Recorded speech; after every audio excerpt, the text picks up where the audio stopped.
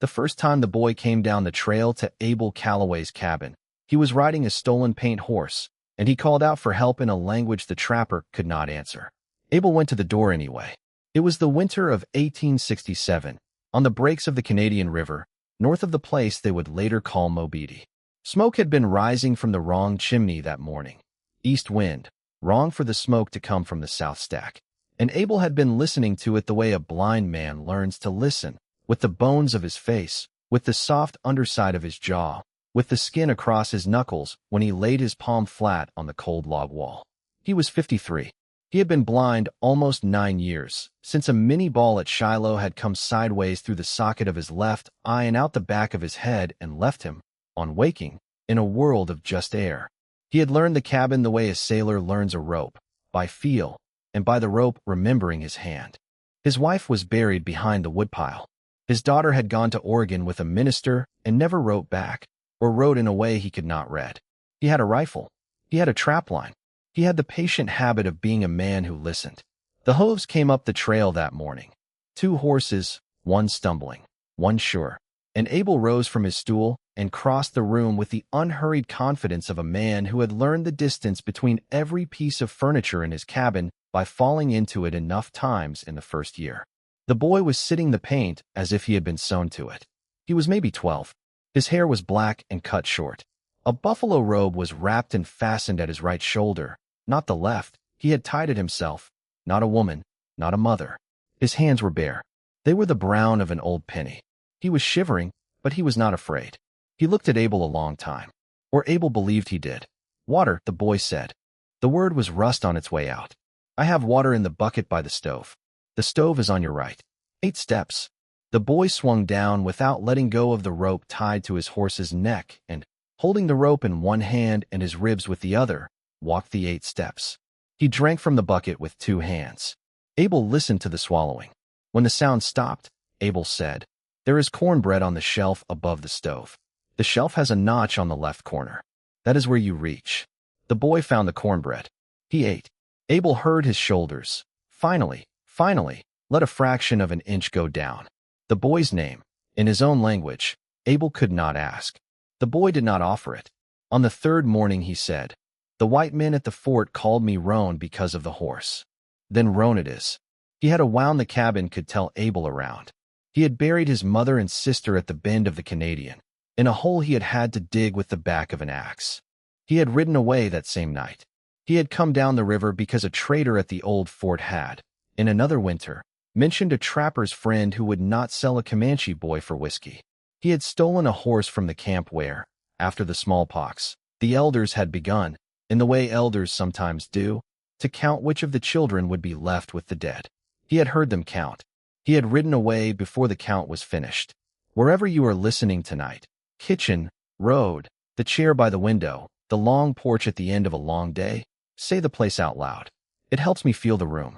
I write these stories for the room more than for the page, and the room is wherever you are. Abel did not push. He gave Roan the loft. He let him set his own hours.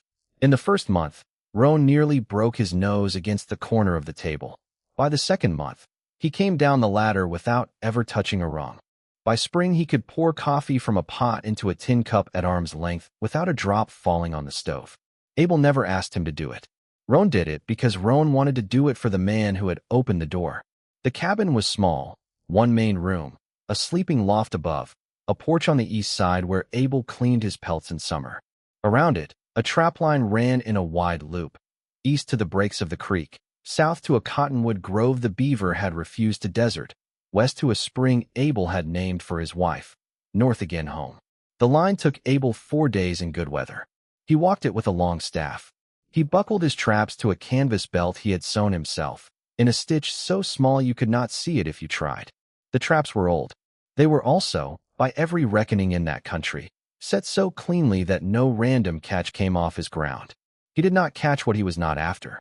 That was the rule. The world breaks on a Wednesday in May, when a man on a sorrel horse rides up the trail and ties his horse to Abel's hitching post without asking. Abel hears, in the way the horse stamps and the man's spurs are dulled rather than sharpened, that this is a man who has ridden a long time in a saddle and not on a horse. The man says, "Abel, I know your voice. How is your brother, Major? My brother is dead in 62. But I have come to talk to you about the Canadian River Valley, and the men who have filed on the bottom south of your line, and the price at which you might be persuaded to move off your ground. The man is named Court Rusk. He is foreman of the largest ranch in 3 counties. The ranch belongs to a man who does not ride out and does not show his face, a man the working cowboys call the Colonel. Court has come with a paper bearing the county sheriff's seal that says Abel Calloway is squatting. He has not come alone. Behind him, at the tree line 200 yards back, Abel hears 3 more horses. They are very still. Abel says, I will not move off this ground. I have a young man living here with me. I have a line of traps out. I will answer your paper in the law. Court Rusk laughs very softly, the way a man laughs when he has already decided the outcome. So ends the world before it breaks. From this sentence to the end of the next, nothing will be the same for either of them, and the door that opened for a stranger in the snow will become the door of a war. Roan watched the long line of the man on the sorrel horse until his dust was out of hearing, and then he walked back into the cabin, and he said, That man has killed people I am kin to. Abel said, I cannot see him, Roan. Tell me what you saw. He has a scar under the jaw. He wears his hat on the right side. He rides a sorrel with a white sock on the hind foot that does not match the others. He has killed people. I know the way my people hold themselves when they have killed people. Then we will set the line so he does not come to our door. That does not make him not come. No, but it makes him pay for coming. Court Rusk did not return right away. He sent a runner instead, a boy of about 16 who carried a Bible and a tin of Arbuckle coffee. The runner said Court would give Abel $200 in silver and a wagon and a place to move his traps 30 miles east, where there was wood and a creek. Abel said no. The runner said the colonel would send a surveyor by week's end. Abel said he had not moved off this ground for 9 years, and a paper would not change him. The runner said Court was a fair man. Abel said, Tell the major I have said fair. Roan listened from the loft. He had heard the name Court Rusk before. At his band's winter council, when the elders spoke in low tones of the white captain who had ridden down his uncle at a fight called the Washita, in another winter, in another part of the country. Roan had not known, until that afternoon, that the same man had ridden down within 30 miles of this cabin.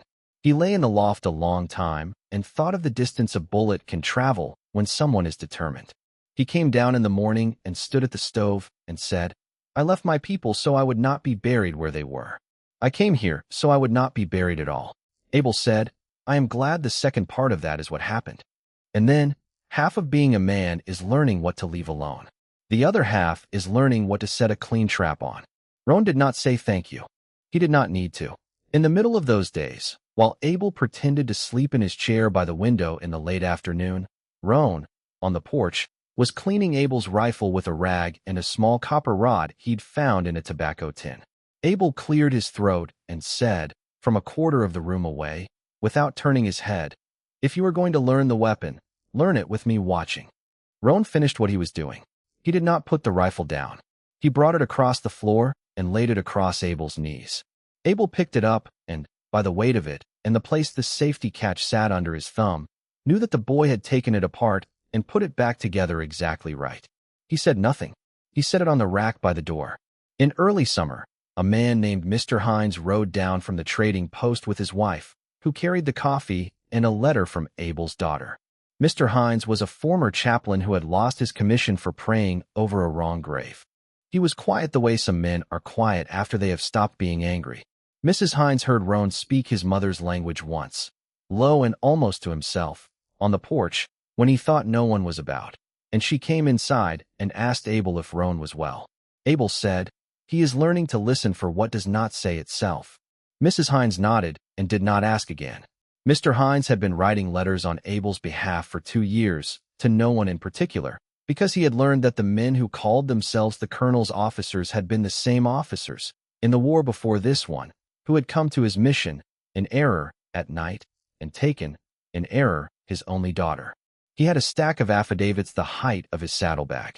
He had not, until this moment, known what to do with them. The storm closed in at the end of that week. Court Rusk came back with a surveyor, 11 head of cattle already past the line, 3 riders who were not his foreman.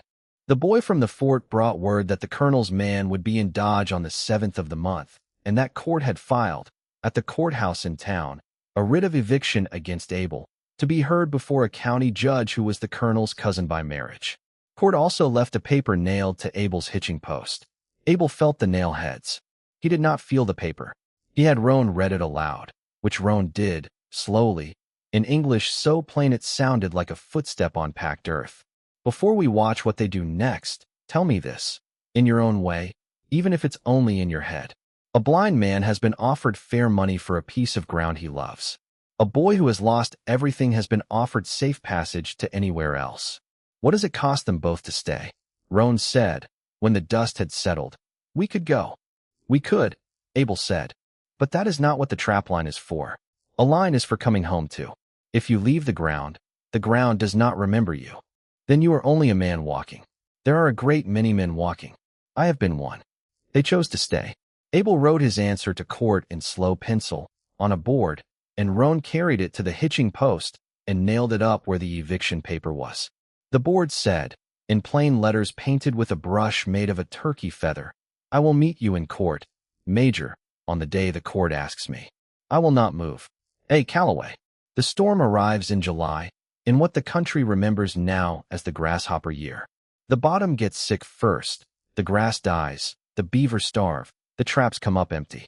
The trappers up the line gather in ones and twos at Abel's cabin, not because Abel has called them, but because they have heard, by the chain men pass to one another along the creek, that a man on a sorrel horse has been riding with a paper in his fist and a surveyor at his back. Among those who come down are 3 men Abel taught, years before. They are hard men in a quiet way. They wait with Abel in his kitchen. They do not push. They say, when Roan asks what they will do, we will do what Abel does. He has not yet been wrong about a line of traps. He is not wrong about a line of ground. There is, in this company, a single thread the audience who has been listening will recognize. Mr. Hines has come down with the affidavits in his saddlebag, and when he lays them out on Abel's kitchen table, Roan reads them aloud. They are sworn statements from a former cavalry sergeant, from a deputy surveyor the colonel's foreman once bribed, from a clerk at the county land office who says the original filing for the Canadian Bottoms was entered in the wrong precinct. Mr. Hines has been quietly compiling them for 2 years, for reasons of his own. The reason is not that he owes Abel Calloway anything. The reason is a daughter buried in a place the colonel's officers chose to ride to one night, by mistake, on purpose. There is more than one orphan in this story. The affidavits do not solve anything. They deepen what is at stake. They make it plain that for Hines to put his name on the paper is to step forward as a target for the same men he has watched from a distance for 10 years. The confrontation comes at dawn. Court arrives with 19 riders, 11 head of cattle at the edge of the trap line, and a coil of lariat he means not for cattle. Abel stands on the porch in his old Union coat, with his rifle at his side, stock down. Abel says, I do not see you, Major. I know the sound of your horse. Court says, we will graze the cattle today. Abel says, then your cattle will learn the trap line. That is the agreement I have made with the ground. A cow lifts her hoof a half-inch short of a coyote jaw spread set, so deep the stake is anchored below frost. A rider goes down trying to free her, hollering in the way men holler when they have not learned to read a country. Court sends a man forward with a coiled whip. Roan steps off the porch. He is 15. He has the rifle Abel gave him. He says Court's name, first, in Comanche, his war name, the one the soldiers sang after the Washita. Court does not answer. Roan says it again. Court pulls his pistol. Abel says, the boy is my son. The rifle I hold is aimed where your voice is. We are done talking. A rifle cracks from the tree line. Not one of Court's men, a careless, overeager hand among them. The bullet creases Roan's shoulder, just under the cloth, and he staggers back, but he does not go down. Abel's rifle lifts and fires once by sound. The brim of Court's hat tears. A tuft of horsehair jumps off Court's horse's mane. Then silence. Then trappers walk their horses in from the east, 11 of them, rifles across their saddles. Hines is at the front with the affidavits in his fist. Court does not draw again. He has not lost his nerve. He has discovered a fact. The fact is that this is not the kind of fight he came prepared to win. Roan stands on the porch with blood on his sleeve and does not smile. Abel listens to the silence between the hoofbeats and does not say a thing he has not rehearsed in his own head already. Is Court going to walk away? Or is the colonel going to send his own men in winter when the snow hides what was done? You and I both know what question this country is going to ask of men like Abel. The wind has gone out of the storm. The trappers carry Roan into the cabin and lay him on the kitchen table, on a folded blanket Mrs. Hines had brought down in her saddlebag. Neither Abel nor Roan speaks. Mrs. Hines tends the shoulder. She sings, very low, a hymn her mother taught her, and Roan listens as if he is listening for something at a great distance. Mrs. Hines says, "He will carry the scar." Abel says, "He already carried one. This one is just where he can see it." That is harder. A small kindness happens. Mr. Hines has in his saddlebag a quilt sent down by a woman at the fort who once knew Abel's wife. The woman had kept the quilt for her own daughter, who died, and she sent it because she had heard Abel was not alone. Abel lays his hand on the quilt, and the quilt is the weight of a Sunday afternoon and the smell of cedar and the faint ghost of his wife's hair, and he passes it to Roan without a word, and Roan takes it and wraps it over his shoulders, and that is all. A restraint happens here, and it is the kind of restraint that costs. Roan could ride after court with the 11 trappers and press charges that would land court in irons for the summer. Abel could press the eviction suit further and take the ranch's holdings in compensation, and Mr. Hines could put his own name beside the sergeant's on the affidavits and bring the whole structure of the colonel's title into the open at once. None of them chooses any of that. Roan says, "We let him go." Abel says, "Yes." Hines says, "You could have them in Shreveport by October." Abel says, "I want my line clean. I do not want their ground. The bottom clay kills the traps in wet years." The colonel picked the bad land. He is welcome to it. This restraint is noticed. Hines does not say a word for 10 minutes. Then he says, "You are teaching the boy something tonight." Abel says, "He probably knows it already." In the middle of that quiet, when Roan has been bandaged and has come down from the table to the chair by the stove, and the kettle is on, Roan says, "I am sorry I shot the rifle cowboy." Abel says, "You did not shoot him, Roan." "I did. The hat." Roan hears this and sits still. He does not add anything. Abel says, after a while, "You were not brave, son. You were simply here. That is harder, in this part of the country, than brave." Roan does not answer. He does not need to. The vulnerability in this room is mutual. Abel, who has not spoken aloud in his wife's tongue since before Shiloh, hears the kettle whisper, and he speaks, slowly, the second line of a song he has not said in 15 years. Roan hears it. He answers, low, in his mother's language, the third line. The room is very quiet for a long time after that. If this story moved you tonight, I'd be grateful for a like. It lets us keep telling them. And if you have not yet, the subscribe is below, so the next story finds you when it is ready to be told. The world is still watching when winter begins. Court rides past the cabin once alone. He does not stop. He raises 2 fingers at his hat brim as he passes. Not a salute of affection, but a salute of recognition. The kind a soldier gives another soldier at the end of a thing that did not turn into the war he had come prepared for. Abel hears the salute. He says, "He is welcome to the road." That is the whole speech. The bench convenes in October. The colonel's cousin by marriage, who was to be the judge, recuses himself on the morning of the hearing.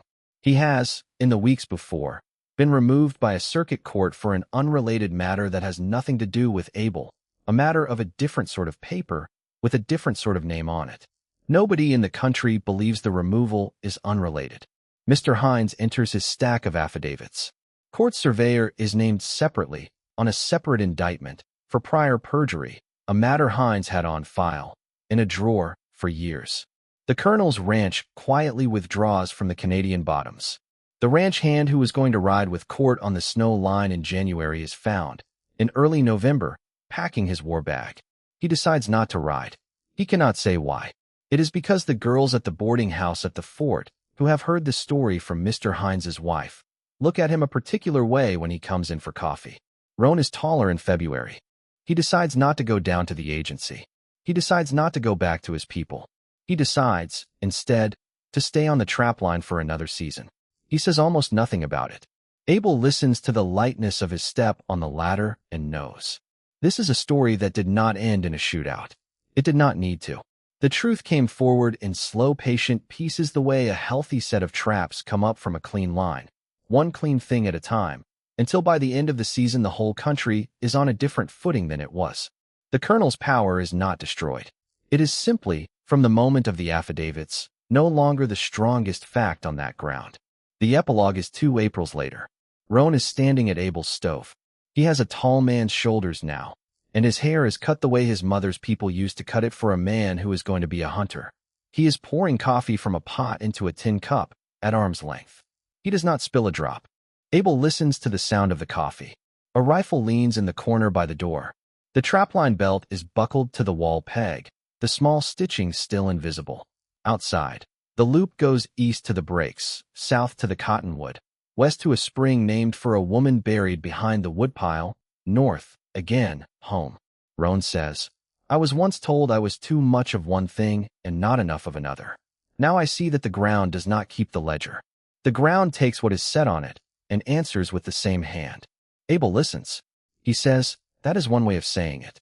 The other is that the kettle is on and the door is open, and whoever you have brought home is welcome to come in from the wind. Roan is quiet. Abel is quiet. The spring wind crosses the porch for no reason but that it is spring, and the cabin is small, and the room is whole, and the door is open. Next week, a girl arrives at a boarding house in Ogallala in the spring of 1881 with a leather wallet that does not belong to her, and the woman who keeps the house has to decide whether to ask whose it is. I will tell that one next Tuesday. If someone you love could use a quiet hour tonight, send them this one. Good night.